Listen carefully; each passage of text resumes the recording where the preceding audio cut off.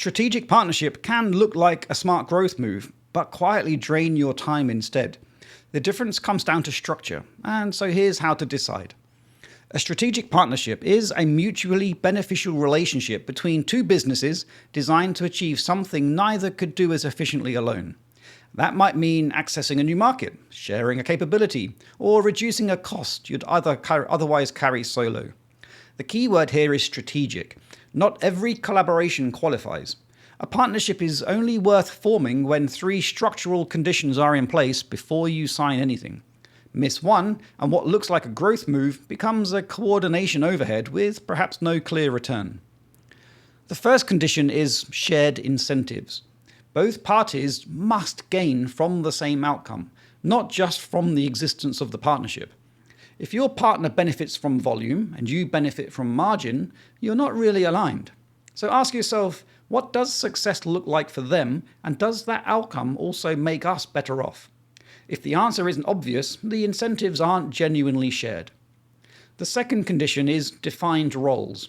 Who does what, who owns what, and who decides when something goes wrong. Vague role boundaries feel fine at the start, but they become the source of almost every partnership dispute later on. So before you proceed, both parties should be able to state their responsibilities without referring to one another. The third condition is a clear success definition. You should be able to describe what a good outcome looks like for both parties in under 60 seconds. This isn't some vision statement, it's a specific, time-bound result. If you can't do that, the partnership isn't ready. It's the single most reliable test of whether the foundations are actually there. Here's the problem with partnerships that lack these conditions. They rarely fail loudly. There's no single moment where it's obviously over. Instead, they drift. Meetings happen, emails are exchanged, both sides feel vaguely obligated to continue. Meanwhile, the coordination time adds up and the return doesn't really materialize. And the longer it runs, the harder it becomes to walk away without damaging the relationship. That slow drain is harder to recover from than a clean no at the start.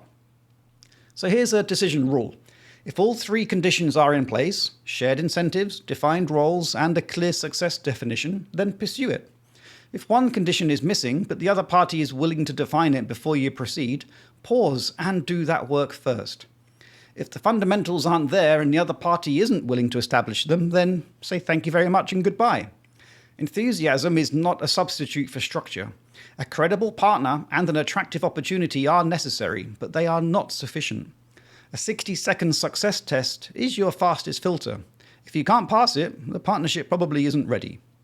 If that was of value, subscribe to the channel for one real business question answered every video. For the same clarity in writing, the website and newsletter is 5minutebusiness.com.